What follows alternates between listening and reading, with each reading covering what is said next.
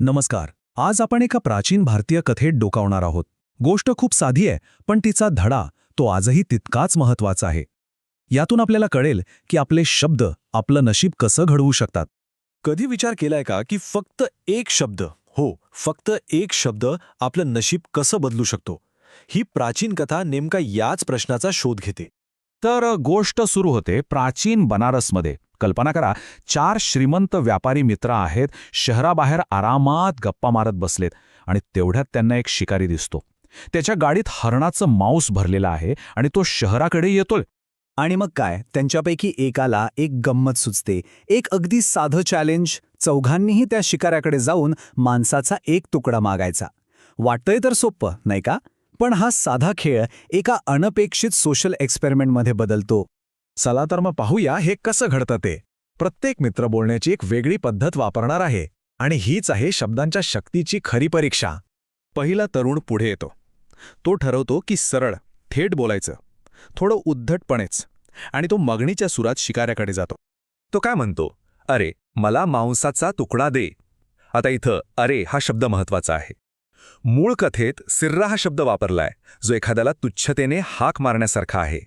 तर हा अनुवाद तोच अनादर आणि उद्धटपणा दाखवतो. आणि परिणाम?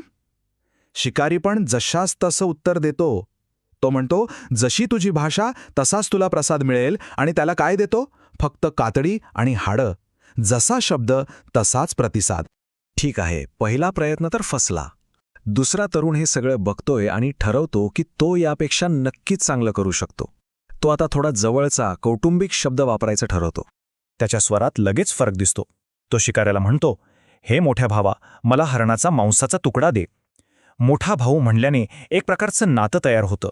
आणि याचा परिणाम लगेच दिसतो. शिकारी त्या भाऊ शब्दाचा मान ठेवतो आणि त्याला मांसाचा एक चांगला तुकडा देतो. म्हणजे बघा, निश्चितच सुधारणा झाली. शब्दांनी भेटीची गुणवत्ता थेट बदलली. आता तिसऱ्या मित्राची पाळी. तो आदराची पातळी अजून वाढवतो आणि एका खूप खोल नात्याला साथ घालतो. तो शिकाऱ्याला बाबा म्हणतो, प्रिय बाबा, मला हरणाचे मांस द्या. हा एक खूप शक्तिशाली शब्द आहे, जो प्रेम, दया, जबाबदारी अशा भावना जागृत करतो. आणि बघा, शिकाऱ्याच्या हृदयाला साथ घातल्यावर त्याला बक्षीस म्हणून काय मिळतं? हरणाचं हृदय, माणसाचा सर्वात मौल्यवान तुकडा. हे बक्षीस केवळ उत्तम नाही, तर प्रतिकात्मकही आहे. खूपच सुंदर. 3 प्रयत्न झालेत, 3 वेगवेगळे परिणाम मिळालेत. पण आता वेळ आहे त्या विजयी शब्दाची, जो सगळं काही बदलून टाकणार आहे. चौथा आणि शेवटचा तरुण पुढे येतो. त्याची विनंती अगदी साधी आहे, थेट आहे, पण अविश्वसनीयपणे शक्तिशाली आहे. तो त्याला अरे नाही म्हणत, भाऊ किंवा बाबा पण नाही. तो त्याला म्हणतो, मित्रा. आणि परिणाम?